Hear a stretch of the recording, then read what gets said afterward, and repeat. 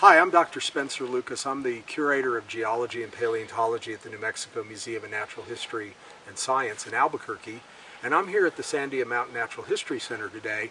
I'm on the Mud Springs Loop Trail of the center, and I'm looking at a place that's very well known to everybody who's walked the trail. This is a large shark's tooth in a piece of limestone, this black object right here along the trail.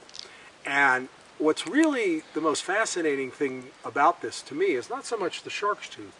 This is a shark's tooth of an animal we call Petalodus. This was a large predatory shark of the Pennsylvanian period, which means it lived a little more than 300 million years ago. And so this shark, represented by the tooth, was living in the sea that covered much of New Mexico a little more than 300 million years ago. But what's so interesting about this is the rock itself, because this rock is not in the place where it was formed. And it's interesting to me because when I first came here and studied the geology of the center, I assumed that this was just a piece of limestone from the Permian limestones that are right up the hill from me, and that it had slid down the hill, and here was this wonderful shark's tooth in it. But when I looked at the Permian limestones, I realized very quickly that they did not have this. See these brown blobs? These brown blobs are nodules of chert. Okay, so this is silica nodules, chert nodules in the limestone. Well, none of the Permian limestones have chert in them. But if I go upslope a mile or more, I will find Pennsylvanian age limestones that are full of these chert nodules, very characteristic.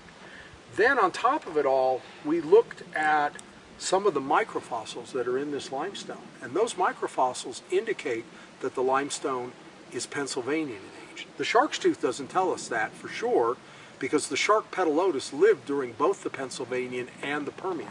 So the shark tooth is not a precise indicator of geologic age. The microfossils are, but more importantly, these chert nodules are very characteristic of the Pennsylvanian, not of the Permian. So this block of rock, which is a pretty big block of rock, it's about the size of a car hood or a truck hood, came down this canyon at some point, probably during a flash flood, from more than a mile upslope. And if you look up this canyon at the trees and the bushes, you can tell that this was a flood quite a while ago, long before most of the vegetation in this canyon grew up. So, to summarize, we're looking at a Pennsylvanian shark's tooth, the shark Petalodus, an animal that lived in a sea that was here more than 300 million years ago, but it's on an exotic piece of rock, a piece of Pennsylvanian limestone that's washed down a mile or more in this canyon and come to lie in place here.